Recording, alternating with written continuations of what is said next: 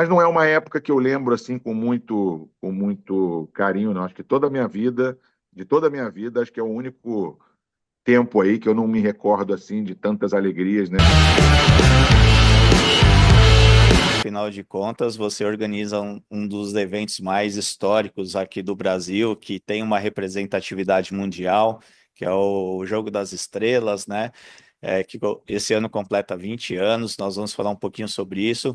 Mas para quem não te conhece, né? Que eu acho que é difícil alguém não te conhecer, mas para quem não te conhece, quem é o Júnior Coimbra? Bom, então, eu tive a felicidade, né, uma alegria que Deus me deu de nascer numa, uma criação familiar muito boa, né? Meu pai, para quem não conhece, é o Zico, né? Então, assim, ele já fazia sucesso quando a gente nasceu, né? E a gente teve uma criação muito boa, graças a ele, a minha mãe, a meus avós, e sempre foi uma pessoa muito humilde, né? Muito simples, mesmo com todo o sucesso dele. E com isso a gente cresceu viajando para tudo que é país, né? Moramos na Itália, moramos no Japão, é, todos nós tentamos seguir a carreira do pai. É, jogávamos muito bem, todos eles, mas assim, é muito difícil, né? Você seguir a carreira do pai, principalmente em se tratando dele, e as pessoas cobravam muito, cobram até hoje, mesmo em outra profissão. Então, mas é motivo de orgulho, né, cara? Sempre foi um exemplo a ser seguido por nós, né? Sempre foi o nosso ídolo, nosso herói aqui em casa, não só aqui na nossa família inteira. E uma família que tem outros, né, os irmãos dele também, que fizeram muito sucesso no futebol, em outras áreas. Então, é uma família muito grande, unida e assim, que nos traz muito orgulho e é uma responsabilidade muito grande, né, seguir isso. Então, o Júnior Coimbra aqui, que na verdade é o Arthur Antunes Coimbra Júnior, né, o mesmo nome do pai, e eu tentei seguir essa carreira, mas aí em 2004 comecei a fazer eventos e foi aí a grande virada aí da minha vida, porque hoje a gente completando 20 anos desse grande evento aí, que fui eu que criei, né, na época e que me deixa muito feliz. Que legal. E como que é ser filho do Zico?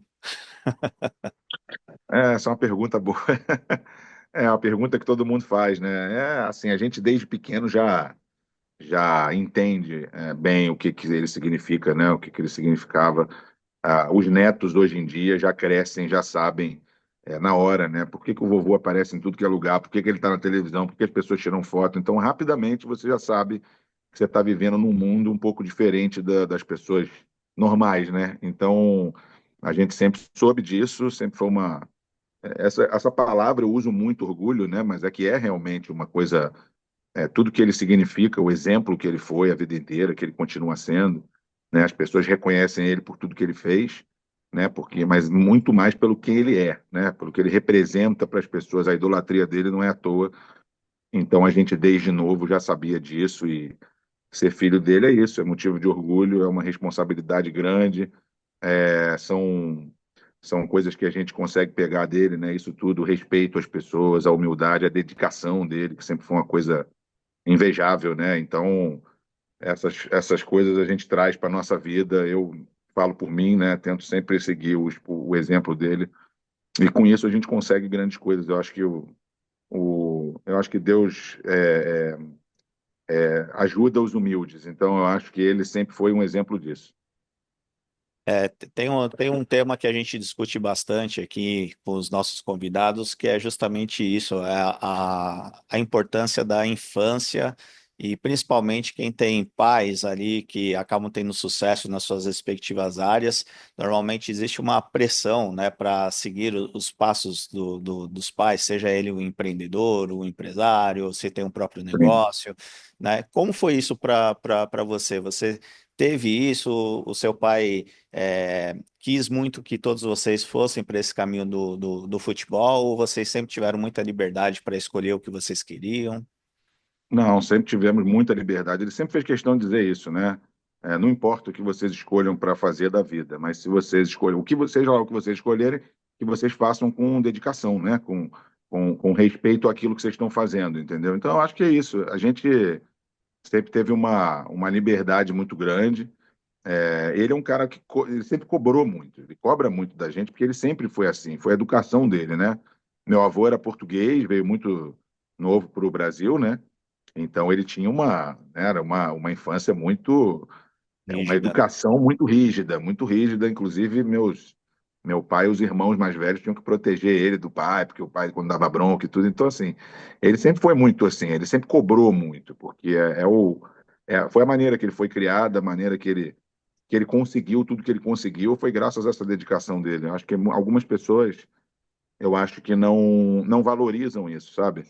Às Sim, vezes fazem sucesso muito rápido, é muito fácil, né? Às vezes conseguir alcançar o sucesso, chegar no topo, mas você para se manter e para você conseguir o respeito das pessoas, né? Com a credibilidade é muito complicado, muito difícil você conseguir, porque você precisa é uma ação diária, né? É uma coisa que você tem que exato. fazer no seu dia a dia. Você tem que seguir aquilo ali e não fazer só por fazer ou fazer quando lhe convém, né? Tem que ser uma coisa que você, né? Você é assim, você se torna uma pessoa boa, você respeita todo mundo. E isso faz com que as pessoas gostem de você, acreditem em você, né? Tenham respeito por você. Então, acho que isso que é. A gente sempre teve isso. Agora, a cobrança era normal, porque ela chega a ser injusta às vezes, né? Aqui no Brasil, eu já brinquei várias vezes que eu chegava num lugar e quando não sabiam quem eu era, pô, o garoto joga pra cacete, tal. Quando chegava e sabia quem era, aí mudava, e você já Exato. não é isso lá isso tudo. Então, é complicado, mas enfim, a gente tem que se reinventar e tem que seguir aí o nosso caminho e graças a Deus eu consegui fazer isso. E até em relação a isso que você acabou de comentar, tem alguma coisa relacionada com a sua paixão pelo Guarani de Campinas? Tem, até tem, porque eu parei muito na pandemia para pensar nisso quando faziam lives aí, porque eu sempre fui. Cara, é difícil, né? Você explicar para uma pessoa que o Zico é o maior ídolo da história do Flamengo. Eu sempre torci pelo meu pai, sempre fui Flamengo, né? Desde novo. E o Guarani começou numa coisa de até com uma rivalidade com o Vasco, até num campeonato brasileiro que o Flamengo foi eliminado, e aí o Guarani tinha que eliminar o Vasco. Eu queria que o Guarani eliminasse o Vasco para sacanear os vascaínos. E aí, no final das contas, adotei o Guarani, era meu segundo time, né? No caso, era um amor incrível. O Guarani chegava em tudo que é final, semifinal. E aí, né, quando meu pai parou, nossa, é um carinho muito grande. Eu sempre ia lá, me tratavam como um ídolo lá no Guarani. Cheguei a jogar nos juniores lá. É, e eu parei para pensar nisso, que todo garoto que conta, todo garoto não, né? Todo homem que conta uma história de muitos anos sendo torcedor de um time, quase sempre, 99% das vezes, ele fala: meu pai me levava no estádio e a gente ia junto e era a paixão do meu pai e tal. E eu parei para pensar, né? Eu falei: pô, meu pai era o maior ídolo da história do Flamengo, mas ele nunca me levou com a camisa do Flamengo. Não era, era a paixão dele, mas ele não levava o filho para ver o jogo. Eu ia lá porque era ele, então eu tinha que estar lá, né? Era aquela coisa, todo mundo falando dele, todo mundo olhando para ele, eu não tinha meu pai do meu lado. Do lado, né? Então é Comemorando o gol diferente. dele. Hoje meu filho vai a Campinas comigo no Guarani, vai lá em Boston, que a gente também sobre coisa com basquete. E os meus filhos torcem para os meus times porque estão comigo, né? Eu sempre torci pelo meu pai, obviamente, pelo time dele, mas realmente não teve essa coisa do pai me levar, né, para ver o jogo dele. É uma coisa interessante, mas o Guarani a gente segue até hoje.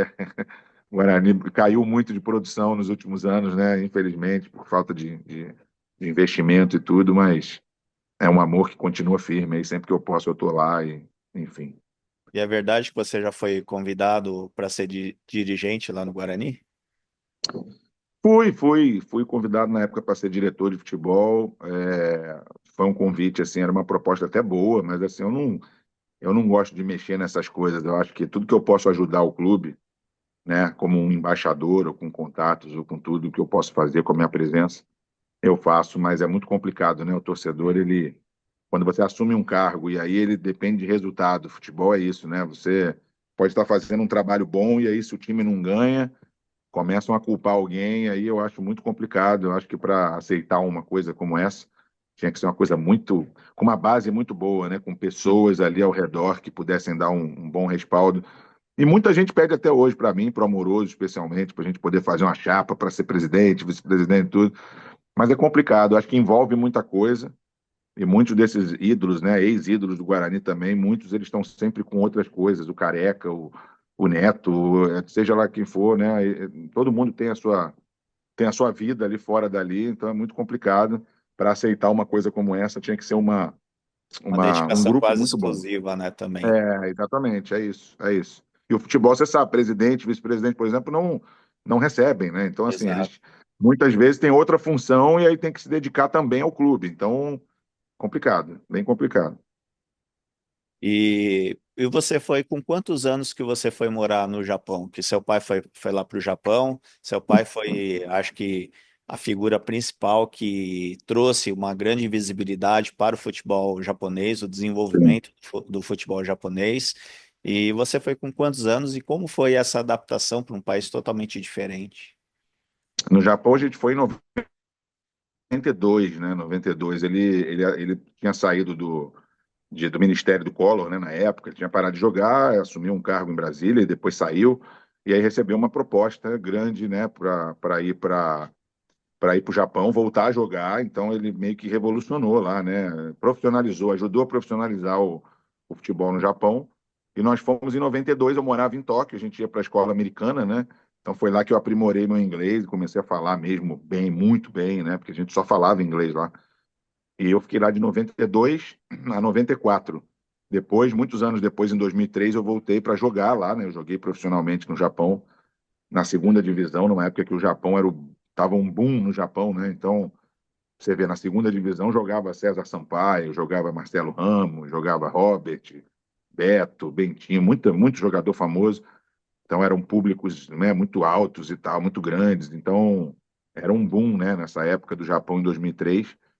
E é isso, a gente tem uma relação com o Japão aí de quase 30 anos, né? Então, o meu pai sempre brinca que, mesmo sendo família portuguesa, ele pede sempre desculpas ao pai, né, o meu avô, mas assim, que o Japão é a nossa segunda casa, né? Porque lá ele é como se fosse uma espécie de Deus lá no Japão, assim, é muito legal ver o respeito que eles têm lá, talvez até maior do que aqui, então é muito gratificante Eu acho que tem quando a duas gente vai lá. personalidades brasileiras que são reverenciadas até hoje, que é o seu pai, o Zico, e o Ayrton Senna também, né?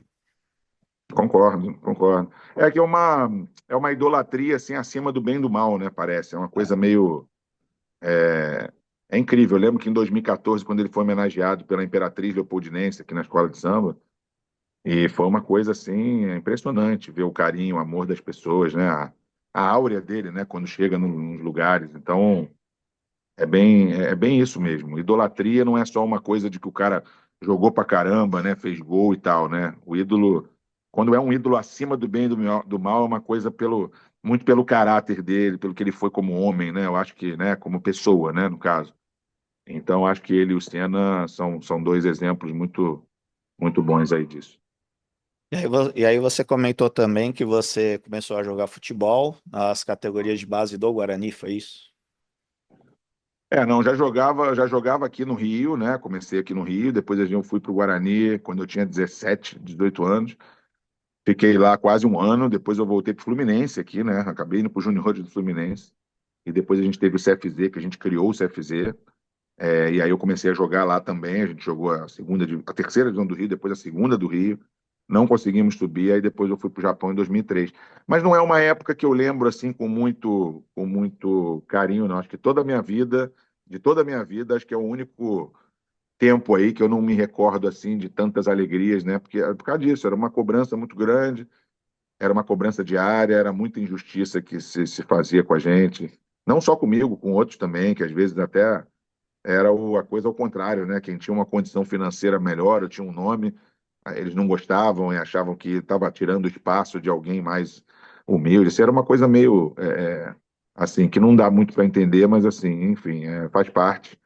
E graças a Deus eu encontrei um caminho aí depois disso, porque em 2003 mesmo, quando eu voltei, eu comecei a tomar conta lá do CFZ, lá do Centro de Futebol Zico, né, do meu pai. Foi quando eu tive a ideia de fazer um jogo beneficente lá. E aí, rapidamente, com a minha experiência internacional, com a minha visão, eu comecei a pensar em outras coisas. E aí, já em 6 anos, a gente já tinha batido o recorde de um jogo beneficente no Brasil, né? Então, você está fazendo, depois de 20 anos, né, completar uma, uma marca como essa, e com um sucesso que continua sendo, né, que às vezes é cada vez até maior. sem É dúvida. impressionante, assim, é incrível, é incrível. E quando você teve a ideia, você contou pro seu pai e imediatamente ele abraçou a ideia.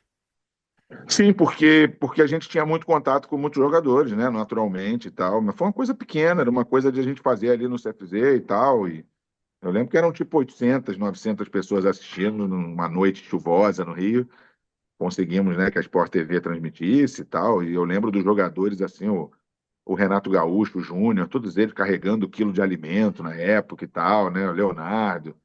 Então, os três primeiros foram lá, né? E aí começou a ficar muito pequeno, porque no segundo ano eu já consegui trazer o Maradona numa loucura muito grande que eu arrumei e que na época era inviável. E depois, um dia antes do jogo, ele ligou dizendo que podia ir e tal. E aí a gente fez uma doideira. E aí no terceiro ano já tinham. A gente fez uma arquibancada para 7.000 pessoas e esgotou em um dia, assim. Então eu falei, pô, isso aqui tem um potencial para ser para um estádio grande.